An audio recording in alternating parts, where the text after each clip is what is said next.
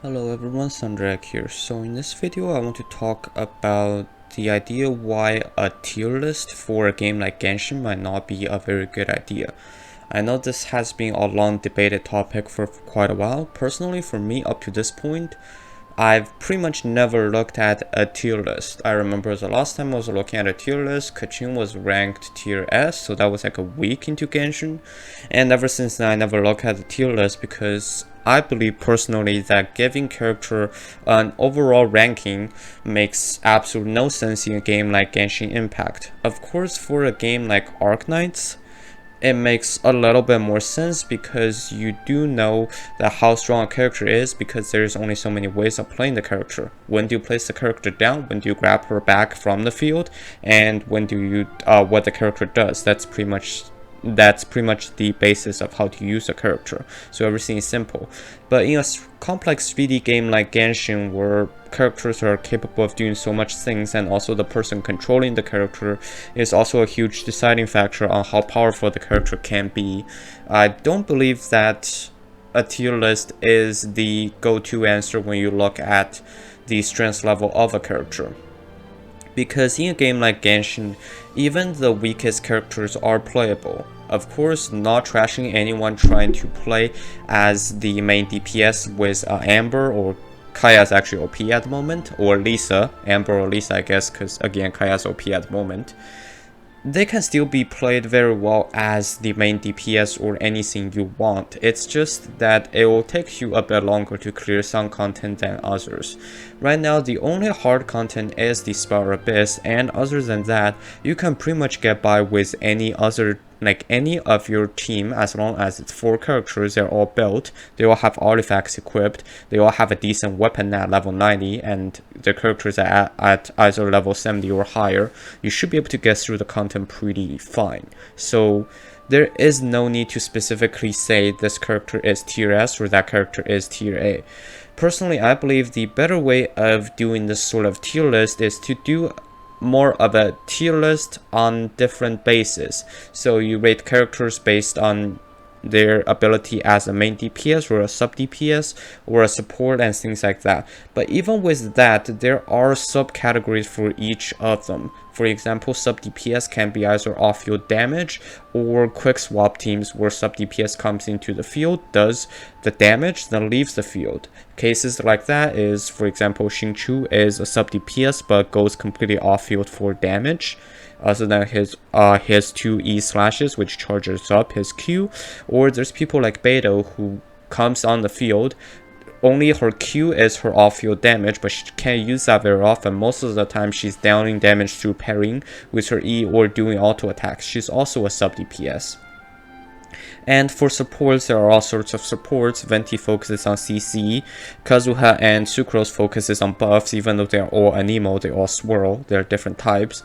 There's healers, there's shielders, those are considered utility supports and things like that. So I believe that for Genshin, there isn't really a way to characterize a character very easily.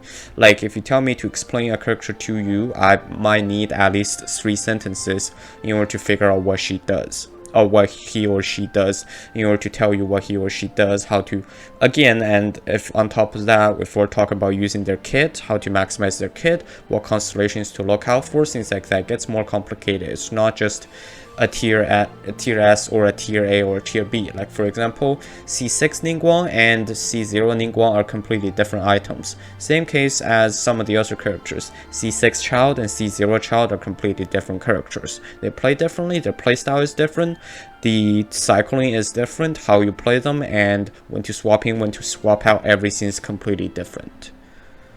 So that's just a thought I want to get out there to tell everyone, if you're looking into building a character for the future, don't just go online and look at the tier list. I mean, after all, in a game like Genshin, tier lists can be very subjective, even in a game like this, because everyone can have the highest peak. And if you really like a character, for example, if you're a Xiao main, even though under most of the assumption, again, I'm going to quote the tier list here, even though I don't like it, under most of the assumption, he is, I believe, between top of tier A and like bottom of tier S at the moment, but he is not considered a tier S. I think, at the moment. But again, if you're a Shell main, you have a C6 Shell, you're looking at his max damage, you're gonna be like, that damage is of course tier S damage. And it is, but he doesn't do that like all the time, and he doesn't do that for everyone. For example, someone having a C0 Shell might not have as much damage. And so far, the other funny thing about Genshin is because of this tier list is very subjective, the number of characters that are crowned on the tier S list is actually kind of crazy.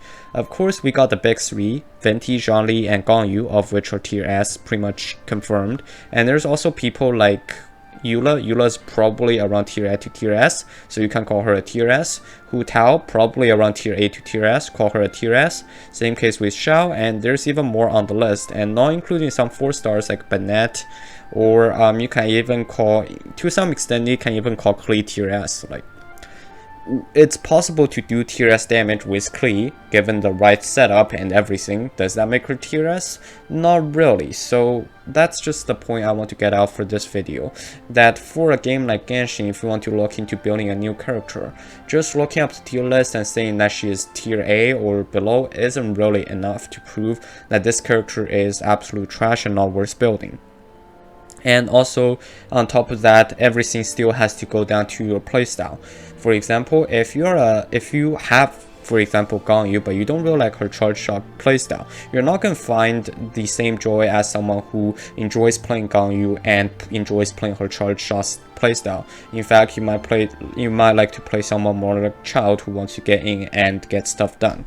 So that's just the message I want to convey through this video, that tier list isn't really a good measurement for Genshin Impact in terms of power levels, strength for different characters. So after all, if you're looking into building a potential character, my best advice would be looking into a detailed guide on how to build a character, how to level up their elemental skill and elemental burst, what constellations to look out for if it's a 4-star, of course, for most people, and most importantly, how to play this character in a team, what's his or her playstyle, and how do they fit in a team, and whether you're a fan of that playstyle. So that's all I have for you today. Thank you very much for watching. If you like the content, please consider subscribing. Thank you and have a nice day.